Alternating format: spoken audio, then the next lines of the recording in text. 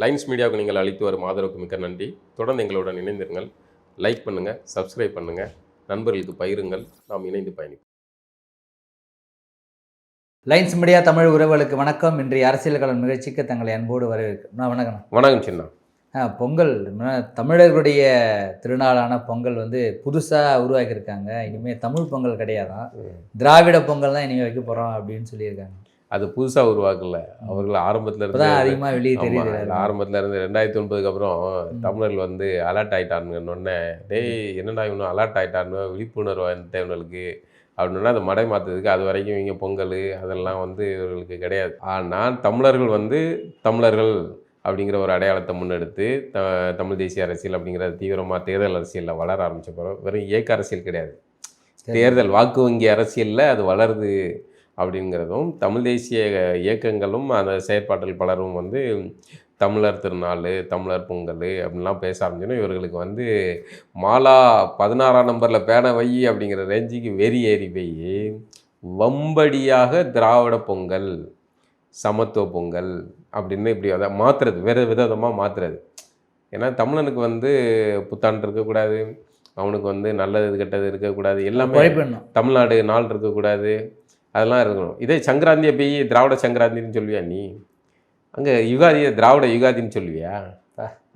ஆனால் அதை தமிழனுடைய பொங்கல் இதுன்னா உடனே அது எல்லாத்துக்கும் முன்னாடி திராவிடத்தை சேர்த்துட வேண்டியது. இப்படி திருட்டுத்தனத்தை 2009 இவ்வளோ பெரிய உள்நோக்கம் கற்பிக்கிற அளவுக்கு அவங்க பண்ணுவாங்கன்னு நினைக்கிறீங்க? ஆமாம், ஐயோ நீங்கள் வேற எதனாலும் கூட இது சாதாரணமாக எடுத்துக்கலாம். திராவிடர்களுடைய நுணுக்கமான சதி கோட்பாடை நீங்கள் சாதாரணமாக எடுத்து கடந்தே போகக்கூடாது. எல்லா விஷயத்துலையுமே உங்களுக்கு அதுக்கு மிகச்சிறந்த உதாரணம் தமிழர்களுடைய சங்க இலக்கியத்தில் அட்டை ஒட்ட பார்த்தாங்களா திராவிட களஞ்சியம்ன்ட்டு, அதுதான் உச்சக்கட்ட இது. ஏன்னா ஒரு எழுத்தாளர் சொல்லிட்டு இறந்துட்டாப்புல, இவனை எல்லா பேரிலும் சங்க இலக்கியம் நம்ம எல்லாத்துலேயும் இடைச்சர்கள் பண்ணிட்டோம், ஆனால் இந்த சங்க இலக்கியத்தை மட்டும் நம்மளால் பண்ண முடியலன்னொன்னே அதை பண்ணுறதுக்கு அதை செய்யணும், அதை மட்டும் சிதைச்சிட்டா இது போதும் அப்படின்னு ஒரு இதில் பேசினார் ஒரு தெலுங்கு எழுத்தாளர். அதுதான் அதோடைய இது. சங்க இலக்கியம் தமிழருடைய தொன்மையாக இருக்குது அப்படின்னா அதை உடைக்கணும் அப்படிங்கிறது. அதை திராவிட களஞ்சியமாக மாற்றுறது, அதை திராவிட களஞ்சியமாக மாற்றுறதுக்கு முயற்சி பண்ணாங்க. போட்டு தமிழர்கள் அடித்த உடனே அதில் அப்படியே ஸ்டாப் பண்ணி வச்சுட்டாங்க. அதான் ஸ்டிக்கர் மேலே ஒட்டியாச்சுன்னா பாருங்கள், இதுக்கு ஒன்று சொல்லாங்களா அவங்களுடைய வரலாறு. இதே என்னதுன்னா, இன்றைய செய்தி நாளை வரலாறு, வரலாறும் மிக முக்கியம் அமைச்சரே, நாளை வரப்போகும் மடையர்களுக்கு இன்று நடந்தது தெரியவா போகுது. இப்போ இங்கே நீங்கள் அடியும் இங்கேருக்கலாம் என்ன பண்ணிக்கலாம், போஸ்ட் வடிவேல் இருந்து தலை ஓட்ட வச்ச மாதிரி இப்படி நின்றுட்டிங்கன்னா போதும், மக்கள் நம்புவாங்க அப்படிங்கிறது தான். போலியான கட்டுக்கதைகளால் எழுதப்பட்ட வரலாறு. இல்லைன்னா யுனெஸ்கோங்கிற ஒரு டுபாக்கூர் விருதை யுனெஸ்கோ மன்றம் பேரில் ஒன்று கொடுத்து ராமசாமியர் கொடுத்து வயசான ஆளுக்கு கொடுத்து அதை வச்சு யுனெஸ்கோவின் பார்வையில் பெரியாருன்னு ஒரு புத்தகத்தை போட்டு இப்படியெல்லாம் வியாபாரம் பார்க்க முடியுமாங்க? இப்படி ஒரு பொழப்பு பிழைக்கிறோமா? ஏதாவது ஊர் பக்கம் கேட்பாங்கள, கப்பை வடிவேல் போய் எழுதி நாத்தியப்பம் பாத்திர கடையில் போய் அவர் பேரப்பட்டு, இதெல்லாம் ஒரு மானங்கட்ட பொழப்பு இல்லை. ஆனால் திராவிடருக்கு இதுதான் பொழப்பு. இப்படி உருவானவர்கள் தான். அதனால் அவர்கள் திடீர்னு திராவிட பொங்கல் இப்படி உருவாகுது பாருங்கள். அதே மாதிரி தேர்தல் வந்துட்டால் போதும், உடனே தமிழர்கள், தமிழ் பெண்கள், வெல்லும் தமிழ் பெண்கள் இப்படி விதவிதமாக தமிழை சேர்த்துக்கிடுவாங்க. தமிழர்கள் வீழ்ந்து விட மாட்டார்கள் அப்படின்னு 4 வார்த்தைகளை அப்படி ஊடையில். ஆனால் கடைசியில் செட்டப் செல்லப்பா அதிகாரத்தில் திராவிடம் தான் போய் உட்காரும். இது எல்லா இடத்துலையும் இருப்பாங்க. ஒரு கம்யூனிஸ்டாக இருப்பாங்க, காங்கிரஸாக இருப்பாங்க, பிஜேபியாக இருப்பாங்க, திராவிட கட்சியில் இருப்பாங்க, எல்லா கட்சியிலையும் இருப்பாங்க. ஆனால் மொத்த பேரும் திராவிடம். அதான் வைக்க சொன்னார். இன்றைக்கி கொஞ்சம் பேர் தமிழ் தேசியம்னு பேசிட்டு திராவிடத்தை ஒழிச்சிடலான்னு, நம்ம திமுகன்னு என்ன பகை இருந்தாலும் நம்மளாம் இதில் ஒற்றுமையாக நிற்கணும் அப்படின்னு சொன்னார். எதுக்கு? திமுகங்கிறது பெரும் பகை சக்தி. ஆனால் அந்த பகையை கூட மறந்துட்டு நம்ம திராவிடத்தை ஒழிக்க தமிழ் தேசியர்கள் வர்றாங்க, ஒற்றுமையாக நிற்கணும்னு சொன்னார். எதுக்கு? இதுக்கு தான். திராவிடத்துக்குள்ளே அவர்களுக்கு அவர்களுக்கு பாதுகாப்பான ஒரு இடம். அது தவிர்த்துட்டு நமக்கு இயல்பாக சுதந்திரமாக நாங்கள் தெலுங்கர்கள், எங்களை எங்களுடைய உரிமையோடு எங்களுடைய அடையாளத்தோட மதிங்க, நாங்கள் கன்னடர்கள், நாங்கள் மலையாளிகள், எங்களுடைய உரிமை அடையாளத்தோடு எங்களுக்கான பிரதிநிதித்துவத்தை கொடுங்கன்னு கேட்குறாங்கல்ல, அது ஜனநாயகமானது. அதை நம்ம எப்போவுமே மதிக்கிறோம். அவர்களை பிறமொழியினருங்கிறனால யாரையுமே ஒடுக்க வேண்டியதில்லை, யாரையும் இழிவுபடுத்த வேண்டியதில்லை. புதுசாக ஒரு போர்வை எத்துன்னு வராது. திராவிடத்தின் பொருள் அது இல்லாமல் திராவிடம்ங்கிறது தமிழை குறிக்கப்பட்ட சொல்லாக இருந்தாலும் தமிழர்களுக்கு தமிழ்ங்கிற சொல் இருக்குது. இந்த திராவிடத்துக்குள்ளே மற்ற எல்லாரும் சேர்ந்து இருக்கிறது பாதுகாப்பாக இருக்கிறனால தான் அவர்கள் வந்து அன்றைக்கு தமிழர் கழகம்னு வைக்காமல் திராவிட கழகம்னு திட்டமிட்டு வச்சது. பலரும் எதிர்ப்பு தெரிவித்தாங்க அன்றைய சூழலில். ஆனால் அன்றைக்கு அவர்கள் செல்வாக்காக இருந்தார்கள். தமிழர்களை வந்து எள்ளி நகையாடிக்கிட்டு அவர்கள் வந்து ஏறி மேய்ச்சிட்டு போயிட்டாங்க. இன்றைக்கி அப்படி இல்லை. அதனால் அவர்களுக்கு வந்து பதட்டம் வருது. இப்போ 2026 தேர்தல் வர்றதை முன்னிட்டு நிறைய நிகழ்ச்சிகள்லாம் நடக்குது. திராவிட மாடல் 2.0 வர்றதுக்கு தயாராக இருக்குதுன்னு சொல்லிட்டு ஃபங்க்ஷன்ஸ் பண்ணுறது, பொங்கலுக்கு 3000 ரூபா கொடுக்கறது, அப்புறம் லேப்டாப் வழங்குறது, அப்புறம் வந்து ஆதி திராவிட மக்களுக்காக நிறைய நலத்திட்ட உதவிகள் செய்கிறது, இது மாதிரி புதுசு புதுசாக செஞ்சிட்ருக்காங்க. தேர்தல் வந்துட்டுனா வந்து திடீர்னு சாயுதான் உடையதான் கையில். ஆமாம், இந்த திராவிடத்தில் இந்த அலாவுதீனுடைய அற்புத விளக்கு இருக்குல்ல, அதை தடவுனா வந்து ஒரு பூதம் வரும். அதே மாதிரி இந்த தேர்தலுங்கிற அந்த விளக்கை தடவுனா இந்த பூதம் தேர்தல் இந்த சலுகைகளை அள்ளி கொடுக்குற பூதம் வந்து அள்ளி அள்ளி கொடுக்குமா. 4 வருஷமா 4.5 வருஷம் ஆட்சி முடிகிற வரைக்கும் மாணவர்கள் வந்து படிப்பாங்க, அவர்களுக்கு படிக்கிறதுக்கு தேவைப்படும்னு தெரியல. இப்போ வந்து தெரிஞ்சு அது வந்து சாதிப்பார்களாம் இப்படி உருட்டு. இதுதான் வந்து திராவிடத்தோடைய இதை வந்து அதிமுக ஆட்சியில் சரியாக செஞ்சுக்கிட்டு தானே இருந்தாங்க. இடையில நிறுத்தினது யார் நீங்கள்? அது மாதிரி வந்து முதல்ல வந்து திட்டத்தை அறிவித்த உடனே மகளிருக்கு வந்து பணம் கொடுக்கறது, அதுக்கப்புறம் வந்து தேர்தல் வந்து விடுபட்ட மகளிருக்கும் சேர்த்து, ஏன்னா தேர்தல் வந்துட்டுல இப்படி எல்லாமே வந்து குண்டக்க மண்டக்கன்னு பேசி இவர்களுடைய தகால்டி வேலைகளை தகுடு திட்ட வேலைகளை செய்யறது. இப்போ இந்த அரசனுடைய பழைய ஓய்வூதிய திட்டத்தை அறிவிச்சிருக்காங்களா அந்த மாதிரி, அது திரும்பவும் இப்போ அவங்க போராட்டம் பண்ண ஆரம்பிச்சாங்க. அதை வந்து முதல்ல இது சூப்பர் சூப்பர் சூப்பர் விசில் அடிச்சுட்டு அது புதிய ஓய்வூதிய திட்டமே நல்லா இருக்குடா அப்படி வந்து எதிர்ப்புகள் கிளம்புது. அது இதாகுது. இன்னொன்று இதில் நுணுக்கமான விஷயத்தை கவனிங்க. இந்த அரசு ஊழியர்களுக்கு முன்னாடியே வந்து தூய்மை பணியாளர்கள் போராடிட்டு இருக்காங்க. அவர்கள் வர்க்க நிலையில் வலிமை குறைந்தவர்கள், எளிய மனிதர்கள். அவர்களுடைய குரல் வந்து செல்லா காசாக இருக்குது. அவர்களை வந்து அடித்து நள்ளிரவில் அடித்து தூக்கி துவம்சம் பண்ண முடியுது அரசு. ஆனால் இந்த ஆசிரியர்கள், இந்த போராட்டம் ஆசிரியர்கள் அரசு ஊழியர்கள் எல்லாருடைய போராட்டம். இவர்கள் வர்க்க நிலையில் மேலே இருக்கிறவங்க, அது இல்லாமல் தங்களுக்காக தேர்தல் பணிகளில் ஈடுபடக்கூடியவர்கள். இவர்களுடைய கோரிக்கையை அரசு வந்து எப்படி நைஸ் அதையும் வந்து முழுமையாக செய்ய முடியல. ஆனால் வந்து பாலிஸாக அவர்களை அணுக தெரியுதில்ல. ஆனால் அந்த அணுகுதல் வந்து ஏன் தூய்மை பணியாளர்கிட்ட வரல? அங்கே ஒரு முகம் இங்கே ஒரு முகம் ஏன் பண்ணுறீங்க? இதுதான் இவர்களுடைய இது. சாதி சாதி சாதி எல்லாமே வந்து திராவிடத்துக்குள்ளே அடக்கம். சாதியை வச்சு தான் அவர்கள் இயங்குவார்கள். சாதி தான் அவர்களுக்கு உயிர்ப்பிக்கக்கூடிய அந்த கிருமி. அதான் அவர்களை வாழ வைக்கக்கூடியது. இல்லை, அது இப்போ பொங்கலுக்கு 3000 ரூபா பணம் கொடுக்குறாங்க அப்படிங்கிறது ஒரு அரசு கொடுக்குற நிலையில் மக்கள் இருக்கக்கூடாது. இதை வந்து சீமான் சொன்னால் வந்து இது பண்ணுறாங்க, அப்படி இல்லை. பொங்கல்ங்கிறது நம்மளுடைய பண்டிகை. அந்த பண்டிகையை மக்கள் சிறப்பாக கொண்டாட அளவுக்கு மக்களுடைய வாழ்வாதாரத்தை மாற்ற வேண்டும். அதுதான் அவசியமானது.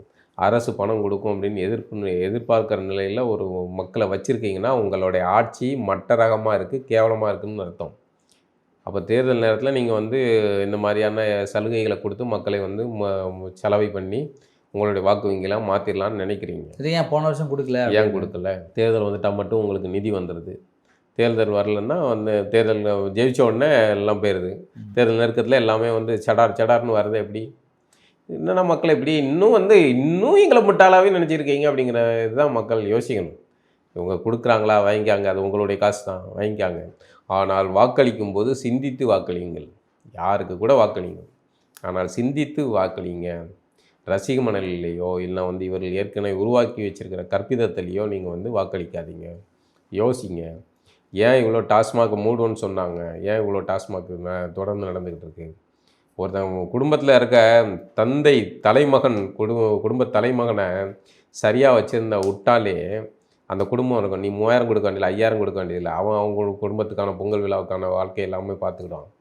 ஆனால் அரசு கேட்கலாம், அரசின் ஆதரவாளர்கள் கேட்கலாம், அந்த குடும்பங்களை வந்து யாரும் வாயில் கொண்டு போய் ஊத்தையாக செஞ்சாங்க அப்படின்னு. ஒரு அரசு வியாபாரம் செய்ய ஆரம்பிக்கும் போது ஒரு போதை கலாச்சாரம் வந்து சகஜமானதாக மாற்றப்படுது. அதுதான் ஆபத்துன்னு திரும்ப திரும்ப தலையில் அடிக்கணும். ஒவ்வொரு குடும்பமும் நீங்கள் எடுத்து பாருங்கள்.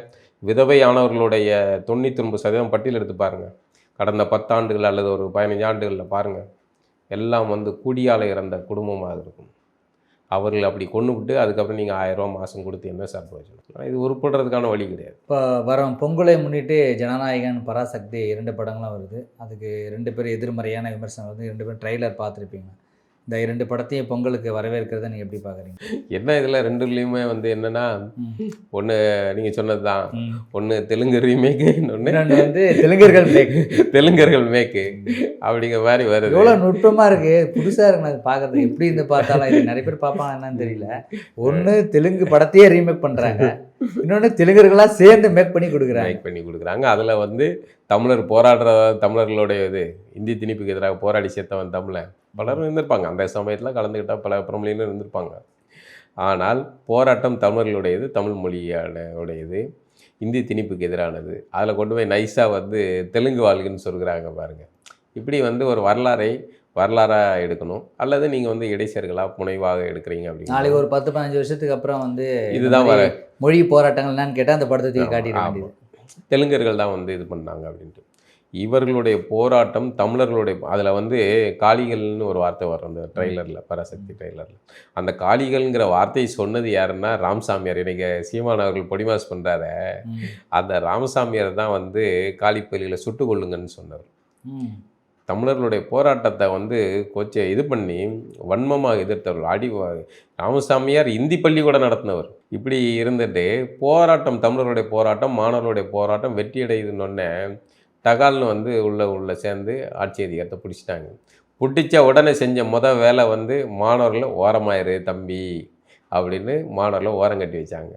இந்த போராட்டம், மாணவர் போராட்டம் எவ்வளோ வீரியமானது, எத்தனை பேர் வந்து உயிர் பலி தியாகம் செஞ்சாங்க மொழிக்காக அப்படிங்கிறது தெரிந்ததுனால அந்த வரலாறு வந்து அடுத்த தலைமுறைக்கு பதிவாயிடக்கூடாதுங்கிற அப்படி ஒரு விஷயத்தை இப்போ கடத்தலைங்க மாணவர்கள்ட்ட. இன்றைக்கி தேர்தல் நெருக்கத்தில் தமிழர்கள் வந்து எழுச்சி அடைஞ்ச உடனே அதையும் இடைச்சர்களாக மாற்றுறதுக்கு, வரலாறை மாற்றுவதற்கு திராவிடன் எது செய்தாலும் அதை சந்தேக கண் கொண்டே பாருங்கள் அப்படிங்கிறதான் அவசியமானது. வேற எவன் எது செஞ்சால் கூட விட்டுரு, ஆனால் திராவிடம் எது செஞ்சாலும் அதற்கு பின்னாடி ஒரு சூது இருக்கும் அப்படிங்கிறத திராவிடம் அல்லது இந்த தெலுங்கர்கள், இந்த திராவிடம்ங்கிறது நேரடியாக அவர்கள் குறிக்கலைன்னா கூட இதுதான் அது. தெலுங்கர்களோ கன்னடர்களோ பிறமொழியினர் இவர்கள் செய்கிறது வந்து பின்னாடி ஒரு அரசியல் இருந்துக்கிட்டே இருக்கும் அப்படிங்கிறதான். உங்கள் ப்ரொடக்ஷன் என்னெல்லாம் செய்கிறதோ அது பின்னாடி வந்து வரலாறு வந்து திரிக்கப்படக்கூடிய விஷயங்கள் தான் இருக்கும். அதில் சிவகார்த்திகனுடைய அந்த பராசக்தி படம் இப்போ நம்ம ட்ரெய்லர் வச்சுட்டு முழு கதையை பேச முடியாது. அதில் சொல்கிற குறியீடுகள்லாம் இது பார்க்கும்போது இதுதான் இருக்குது. நம்ம இந்தி திணிப்பு இயல்பான அதுதான். இந்தி திணிப்புக்கு எதிரானவர்கள் தானே வெளியே. இந்தி மொழியோ இல்லை தெலுங்கு மொழியோ கன்னட மொழியோ எந்த மொழிக்கும் நம்ம எதிரானவர்கள் கிடையாது. யாருக்கு எந்த மொழி தேவையோ அவர் படிக்கிறாங்க. மும்பைக்கு போகிறான்னா மும்பை போனால் நீ எப்படி மராத்தி பேசணும், அதே தப்பாக இருக்குது. மும்பை போனால் ஹிந்தி படிக்கக்கூடாது, மும்பை போனால் மராத்தி படிக்கணும். பஞ்சாபுக்கு போனால் பஞ்சாபி படிக்கணும். பீகாருக்கு போனீங்கன்னா நீங்கள் அங்கே உள்ள போஜ்புரியோ அங்கே உள்ள மண்ணின் மொழியை கற்றுக்கணும். அப்படி வந்து ஆனால் இந்தியை வந்து எல்லா மண்ணுக்குள்ளேயும் திணிச்சு இது பண்ணிட்டாங்க. இன்றைக்கி வந்து இந்தி தமிழ்நாட்டில் திணிக்க முடியாத நிலையில் இந்திக்காரர்களை கொண்டு வந்து திணிச்சிட்டாங்க. எல்லா இடத்துலையுமே இந்திக்காரர்கள். இது வந்து இயல்பாக நடப்பதல்ல. ஒரு மண்ணை அந்த மண்ணுக்கான மக்களுடைய தனித்துவமான அடையாளத்தோடு இருக்க விடக்கூடாது. எல்லாத்தையும் கலப்படமாக மாற்று முடிஞ்சு போச்சு. அப்போ என்ன ஆகும்? இல்லை இப்போ மும்பையில் போய் நீங்கள் வந்து மராத்தியர்கள்னு வீறு கொண்டு பேச முடியாது. ஏன்னா அங்கே மும்பை முழுக்க வந்து பிறமொழியினர் எல்லார்களாலும் ஆக்கிரமிக்கப்பட்டிருக்கு. குறிப்பாக வந்து குஜராத்திகளாலும் வட இந்தியர்களாலும் அதிக அளவில் ஆக்கிரமிக்கப்பட்டிருக்கு. தமிழர்கள் அங்கே ஒரு மைனாரிட்டியாக ஒரு குறிப்பிட்ட பகுதியில் இருக்காங்க, அவ்வளோதானே வெளியே. பெருவாரியாக மும்பையினுடைய இது அதிகாரம் வந்து கையில் இருக்கிறது வந்து குஜராத்திகள்கிட்டையும் யூபி இந்த பீகாரிகள் இவங்ககிட்ட தான் மக்கள் தொகை உழைக்கவும் வைக்கவுமா அவங்க இருப்பாங்க. பணம், பொருளாதாரம், ஷேர் மார்க்கெட் எல்லாம் ஃபுல்லாக குஜராத்திகள் கண்ட்ரோலில் இருக்குது. அங்கே உள்ள அரசு வந்தாலும் ஒன்றும் செய்ய முடியாது. இதுதான் நிலைமை. அப்படியான சூழலில் தான் வந்து தமிழர்கள் வந்து இந்தி திணிப்புக்கு எதிராக போராடி அவர்கள் வந்து எதிர்த்து நின்று சண்டை செய்தார்கள். இன்றைக்கி அதெல்லாம் வரலாறாக இப்போ வந்து இந்த பராசக்தி படம் வந்த பிறகு தான் நம்ம முழுமையாக அதை வந்து போஸ்ட்மார்ட்டம் பண்ணணும். இப்போது நிலைமை இதுதான். அதான் ஜனநாயகன் அவர் வந்து அவருடைய படம், அவருடைய அரசியல் வாழ்க்கை துவங்குது, அதனால் கடைசி படம் அப்படின்னால அதுக்கு ஒரு பில்டப்பு, அது ஒரு பக்கம். இவர் சிவகார்த்திகேயன் படத்தை வந்து அதுக்கு நேராக இறக்குறாங்க அப்படின்னு 2 படங்களும் விஜயை டம்மி பண்ணுறதுக்கு. ஆமாம், விஜயை டம்மி பண்ணுறதில்ல, அந்த இடத்த விஜயோட இடத்த இன்னொரு தங்களுடைய ப்ரொடக்ஷன், உங்கள் ப்ரொடக்ஷனை வந்து களத்தில் இறக்குறதுக்காக உருவாக்குறாங்க அப்படிங்கிற சந்தேகம். மீண்டும் ஒரு நிகழ்ச்சி சந்திப்போம்னா. நன்றி.